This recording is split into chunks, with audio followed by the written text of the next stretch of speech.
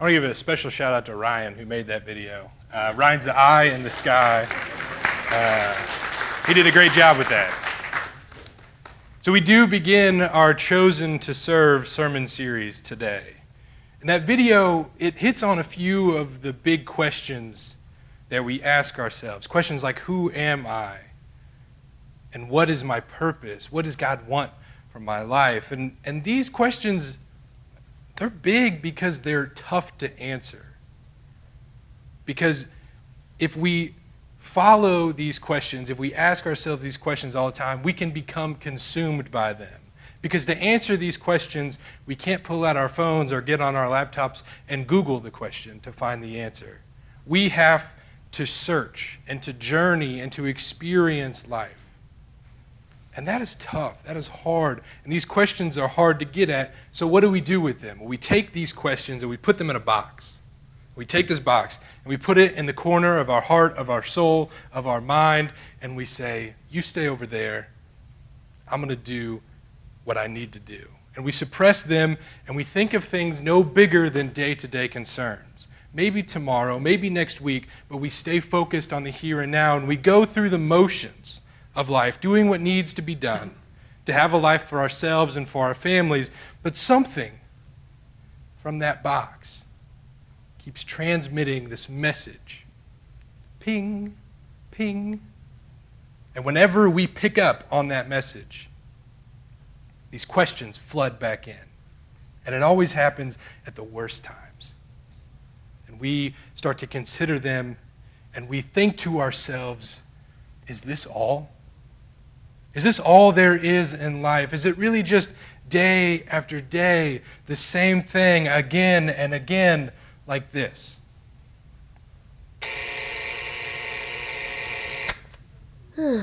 Monday. Here We've all we go been there. again.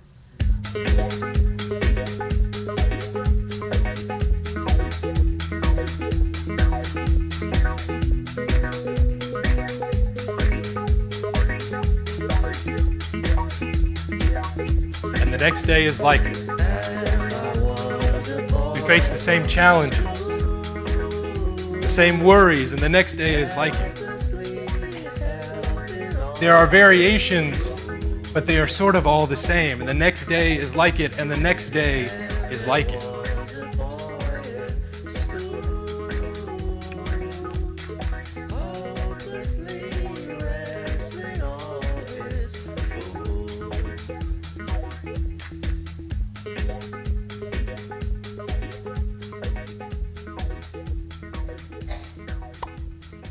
Sorry, kid, but there comes a day when that just doesn't do anything anymore. I love that line. See, if you have never felt like your entire life is on autopilot, like things are happening around you, but you're not really a part of it, like your life is a movie montage just without the music. If you've never felt that way, then I want to know your secret. Because I think we all go through periods like this. And I bet some of us are in one of those periods right now. And if that's the case, then this sermon series is for you.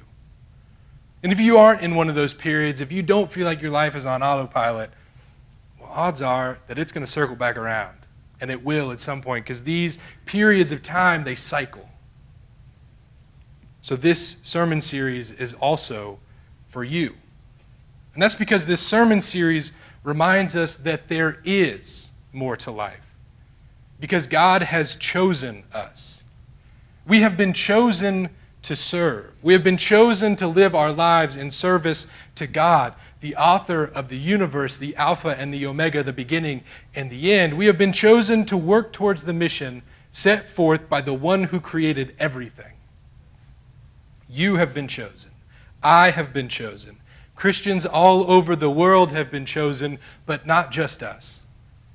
All creation has been chosen to live in service to God. All people of every faith, of every nation, on every continent have been chosen to serve. But here's the thing. God has chosen everyone. And everyone has the freedom to respond to that call. See, Paul tells us in the letter to the Galatians, our text for today, that we have been called to freedom, brothers and sisters. Everyone gets to choose whether or not they accept God's call to serve. Last week, we celebrated 3 folks that stood in that baptistry and chose to respond to God's call for their lives.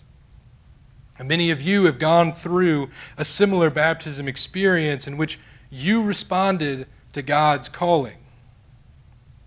Some of us are not quite sure where God is calling or if God is calling or what is calling, but we know something is urging us to search. We are free to respond to God's call or not.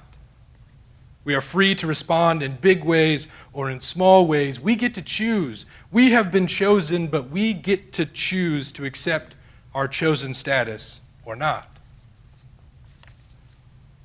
And you have. Those of you in this room or watching this video have responded to God's call in some way. You are here. You clicked on the video. You downloaded the podcast. You responded in some way or another to God's calling, to God's urging. So well done, good and faithful servants. You have responded to God's call. But before this sermon becomes an exercise of self-congratulations and patting on the back, as good as that might be, we should consider a truth which should govern our whole lives. And that truth is, we are created and called to do better. Now, God created us all good. God calls each and every one of us very good. And yet there is room for improvement. We can become better people always. Jesus said in John, "Those that respond to God's call and follow me will do greater things than these." Do you know what these refers to? Jesus' life, Jesus' love, his ministry, his sacrifice, everything he did. Jesus looks at you and me and says, you've got a bright future. You can do greater things than me. Your future's so bright, I got to wear shades, as my grandpa would say. So that's what this sermon series is about. Realizing your status as chosen to serve. Responding to that status, and always working to improve your service to God. So with that in mind, let's return to Paul's letter to the Galatians. See, right after Paul reminds us that we are called to freedom, he cautions us about the nature of humanity. He says, only do not allow your freedom to be an opportunity for self-indulgence. See, Paul knows what we all know. We think about ourselves a lot. Just as an exercise, think about yesterday. Think about all the things that you said yesterday. How many times did me, my, I, or mine come out of your mouth? Think it was 10 times? Think it was 20 times? 30 times? I bet I said it at least 50 times yesterday. Now we know that we aren't supposed to think about ourselves. We know that, and yet we do. And look, there's nothing evil about thinking about ourselves. And we will continue to do so. But it cannot be all about me. It can't even be mostly about me. See, Paul cautions us that allowing our freedom to become an opportunity for self-indulgence, for serving ourselves, is not the best way. We are created and called to do better. And we need that reminder. See if this sounds familiar to you and to your experience. Everywhere I look, advertisers are thrusting ads at me, telling me what I need to buy for myself. There are surveys on every receipt that invite me to share my thoughts because businesses want me to know that I, the customer, am always right. Every time I look at my Facebook feed, I get asked, Seth, what's on your mind? I get asked what I want to do, where I want to go, and where I want to eat, which is the hardest question of them all. It's all me, me, me. Now, sure, we say things like, there's no I in team, and it takes a village to raise a kid, and yet we give most valuable player awards and blame individual parents for poor child behavior. We say one thing and we behave another way. See, as Americans, we have taken the human tendency to serve oneself to an extreme never before seen on earth. It invades every group, every community, every gender, and every race. We all allow our freedom to be an opportunity for self-serving. And Paul says, hey, okay, I know God gave you freedom, and freedom is awesome. But without guiding principles, freedom can be damaging. Freedom leads to, I do what I want. I'm just doing me. What matters is what I want. See, we need guiding principles unless we want to be the person that does this. It's just unsettling to look at. See, Paul doesn't leave us hanging here. He doesn't say, we are called to freedom, but don't let that freedom become all about you. Just be better than that. See, that wouldn't be very helpful. No, instead he throws a bit of a curveball. And he says, don't let freedom be all about you, but through love, live in service to one another. For the whole law is summed up in one principle: you shall love your neighbor as yourself. Okay, there's a lot there, so let's break it down. Paul's main point is that we should use our freedom to live in service to one another. In fact, the Greek word he used literally means slave. So he's saying that we should use our freedom to be slaves to one another. Now, Paul used slave language a lot, but some things have changed in 2,000 years, and slavery is not a given fact of life anymore. So it makes sense to keep the essence of what he's saying without referencing the terrible thing that is slavery. And the essence is that we should use our freedom to serve one another. Well, Paul, that doesn't sound like freedom. To this, I think Paul would say, maybe freedom doesn't mean getting to do whatever you want. Maybe it means you get to choose what or whom you live your life in service to. Maybe freedom is determining what or whom will receive your time, talents, and resources. See, that's what serving is, after all, sharing yourself, your time, and your resources.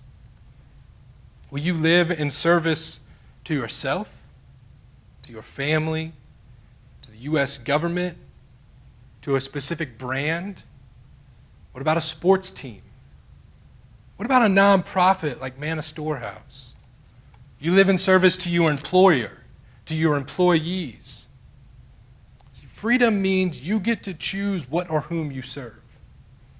And Paul says the better option is to live in service to one another. Now, why is that the better option?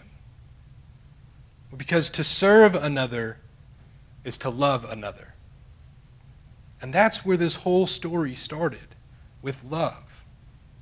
See, Paul echoes something Jesus said, love your neighbor as yourself, which is something that the Jewish laws said. Love your neighbor as yourself. That reference is from Leviticus. This whole thing started with love your neighbor as yourself. And to love is to serve. To serve is to share time, resources, and your very self with others.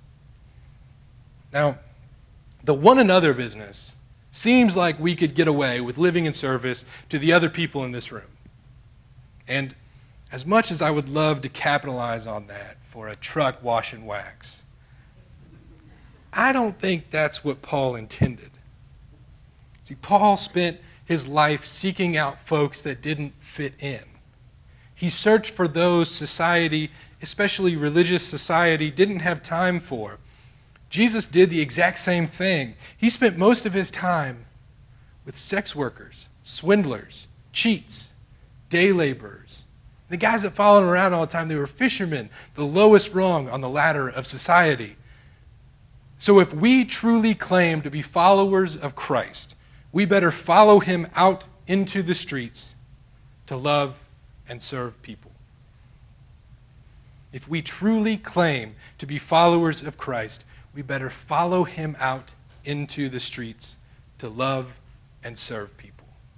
I had a professor in seminary that said, if something is repeated, it must be important. If something is repeated, it must be important.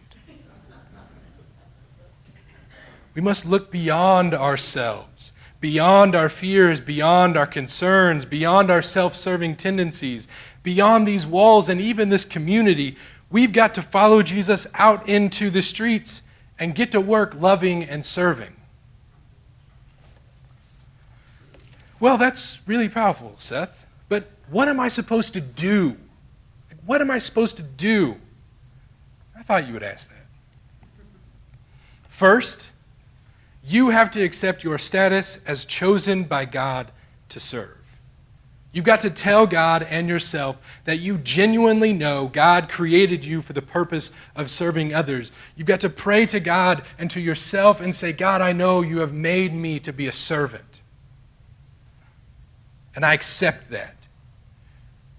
I don't know exactly who I'm supposed to serve specifically, but I know that that is my purpose, to serve others.